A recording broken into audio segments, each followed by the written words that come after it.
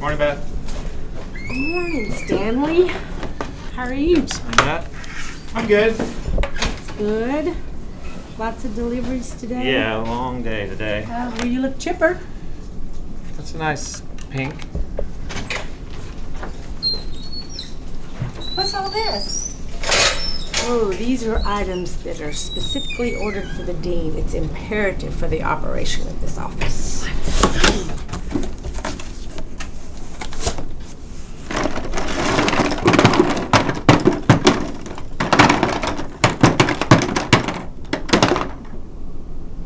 Yeah.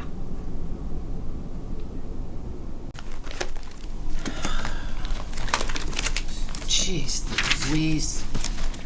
Are you okay? Yep, I've adopted the dean's filing system. It's great.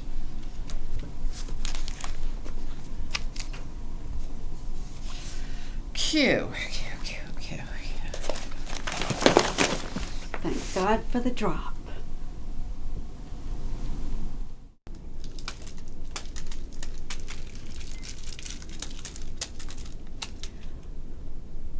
What are you doing? I'm laying a trap for the dean. I'm putting peppermint patties in a trail all the way to my desk. By the time he gets there, he'll be in a peppermint patty graze. He'll let us off on Friday afternoon. Do you think he's really going to fall for that? Who do you think he is, E.T.? Oh, don't be ridiculous. That was Reese's Pieces.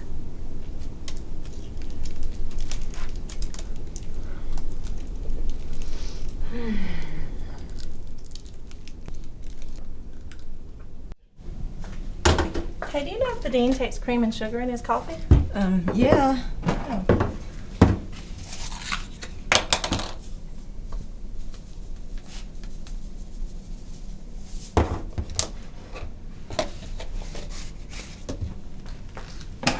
Wait. You're gonna need some more.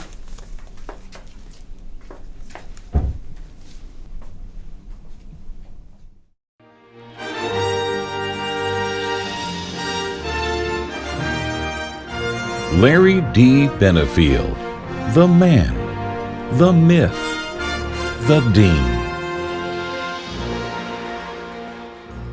Larry Benefield, the man, was born in Roanoke, Alabama. Although not actually born a man, despite what legend might lead you to believe, he was born a child, an only child. Because I lived in Randolph County, in a town just north of Roanoke where the dean's from. And let me tell you what happened. The day I got there, I wanted to impress everybody, so I went and got a haircut the very first morning, the very first day I worked in Randolph County. And you're not going to believe this, but this is a true story. I wound up in the same barbershop that afternoon, ready to get a second haircut. I didn't know what else to do with myself. That's where he's from. Little Dean Benefield grew up loving Auburn. His parents insisted that he be a college graduate, so there was never any doubt in his mind he would attend Auburn. And at the request of his parents to become an engineer, he did that too. It was civil engineering professor Ginn Metz who inspired Larry's dreams of teaching at Auburn. Metz became a mentor to Benefield. If you can imagine that, a mentor to a legend. With the aim of becoming a professor, Larry set out to earn a doctorate. Although his path to a doctorate was not direct, when Benefield graduated from Auburn in 1966, there was a war on. So he enlisted in the Air Force and became an officer and served his country in Vietnam as a combat engineer, earning a Bronze Star for his service. Larry then returned to Auburn to study for his master's. Now, you might say that the College of Engineering owes a great deal of gratitude to the Benefield family and to Professor Metz for placing the dean in our midst, although at first, some may have not quite known what to make of the dean. I thought, this old boy, I don't know whether he's going to make it through graduate school or not. He just didn't seem to me like somebody that had much interest in higher education. I really thought he was just a typical Alabama redneck. He had shoulder-length hair. He loved country music and was a real sharp dresser. We called him Casanova Benefield, and there was a reason. I don't think he would have attracted all that many ladies, except he had this yellow Corvette. Despite his time cruising the campus for ladies in his Corvette, Larry did find the time to earn his master's degree, this time in environmental engineering in 1972. Then, possibly in an effort to separate themselves from Larry for a while, His peers and professors advised him to study for his Ph.D. elsewhere. Following that advice, Benefield took his Southern magic to New Mexico State to study, where consequently he met his wife Mary, who happened to be taking a summer pottery class there.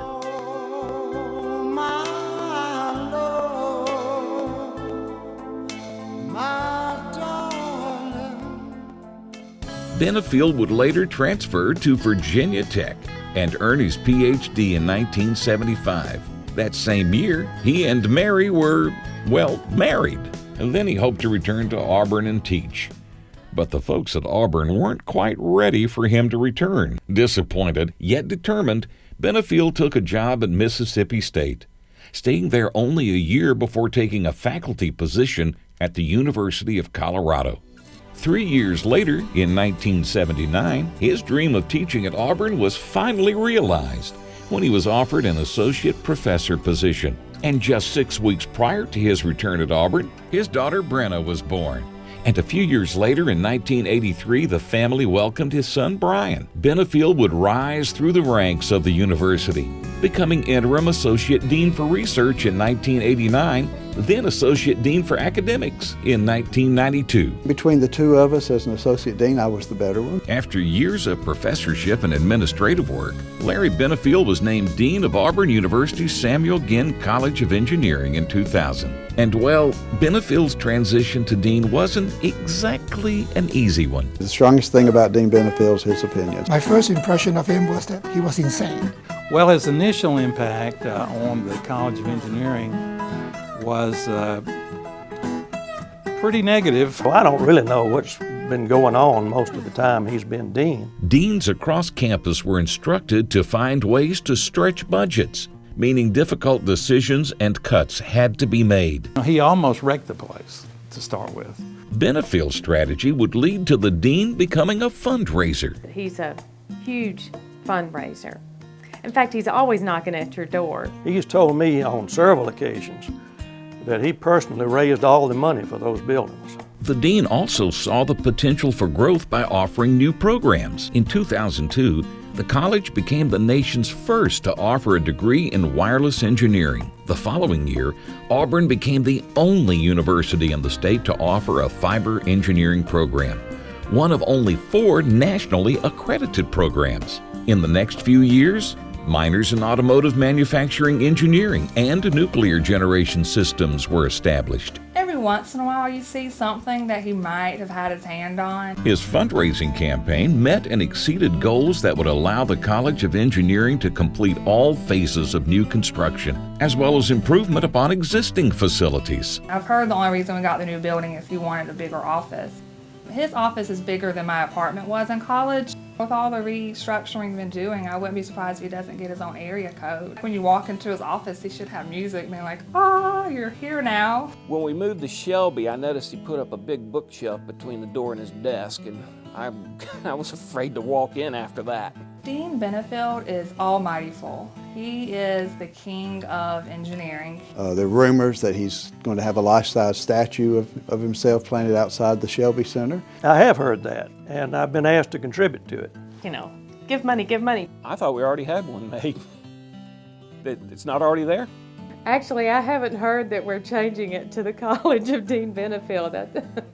And of course, as a king, Dean Benefield is a bit of a sportsman. Or so he says. As far as I know, Larry is completely honest. Now, that may not be the case, but as far as I know, he is. He told me the other day he needed to kill like 3 more particular kinds of birds and he'd get into the Bird Hunters Hall of Fame or something.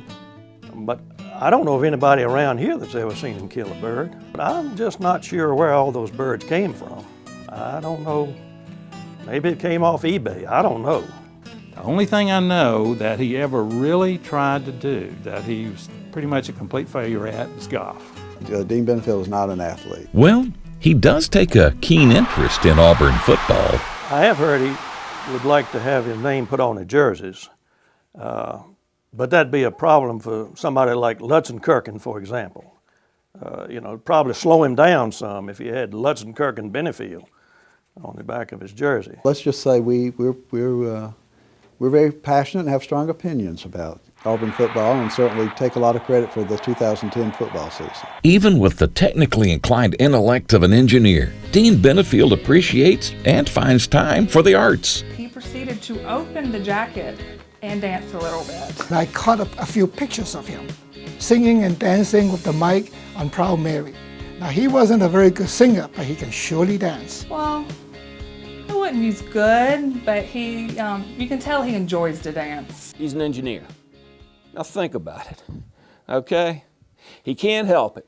He's a wonderful communicator. He can be pretty fluent in language that I personally don't use. The dean doesn't talk very much, so sometimes we would just stand there in silence. He speaks very slowly, and sometimes you want to shake Larry and say it, say it, say it. Dean Benefield has, well, communicated, although rather slowly, a message of goal-oriented progress in all aspects of the college's operation. He runs that place with an iron fist. As a result, Auburn's engineering program has one of the highest rankings in history. Benefield has successfully brought together the various departments of the College of Engineering and has attracted first-class students and faculty by enhancing and organizing an efficient development office for marketing, which is a testament to his organizational abilities. He's an organizer.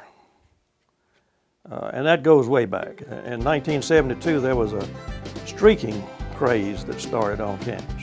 These events would take place, and Larry always knew where they were going to be. And I always wondered, how would he know that? It occurred to me that the streaking started shortly after he returned to graduate school in 1971, early 72.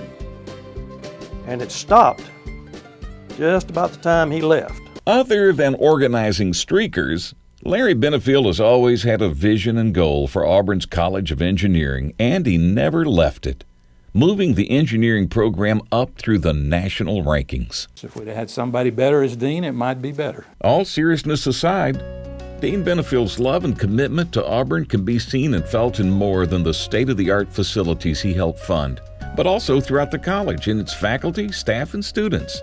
He's not only been a leader and professor, but also a mentor and friend. If I would sum up Larry in one word, it would be discipline. He can make himself do anything that he really feels like he needs to do. Southern magic. Dedication. Very passionate about the work he does with the College of Engineering. He has that vision that is so unattainable, and yet he made it work. In the 10 years, 12 years that he was a dean, we got almost a completely brand new campus. Without a person like Larry, with the vision that he had, I don't think that would have ever happened. The way we work, the work ethic we have, the way we behave, the way we treat other students, it starts at the top. And he has set a model, an example for us that has reached down to my office, and that impact has been tremendous. If you look at the quality of the faculty, you look at the quality of the students, all of that has improved tremendously under Larry's leadership. Every decision he made, I felt he wanted it to impact students' lives, our education in a positive manner. He always had the student first. No matter what he does, he always think about the student first. He's had a tremendous effect on the college and on the university. Shelby Center, the building renovations, the MRI Research Center, our international presence and partnerships that he has with other universities, the first wireless degree in the nation. To me, if there's one single legacy that you ask me about him, is the building of the campus. I've learned from him, and because of him, I think that has done an awful lot to influence the way I treat students, influence the way I see students, the relationship I have with the students with whom I work. You could always count on him to help if you needed it, and always to do what was right. He's my mentor for the last dozen years. He helped me develop my own career. He gave me all the chance that one could ever ask for. And I'm going to miss him. And I think the college and the university and the students are going to miss him. I think he took Auburn Engineering from a good position to an extremely good position, maybe even a great position. He's very intelligent. That's why he's an engineer.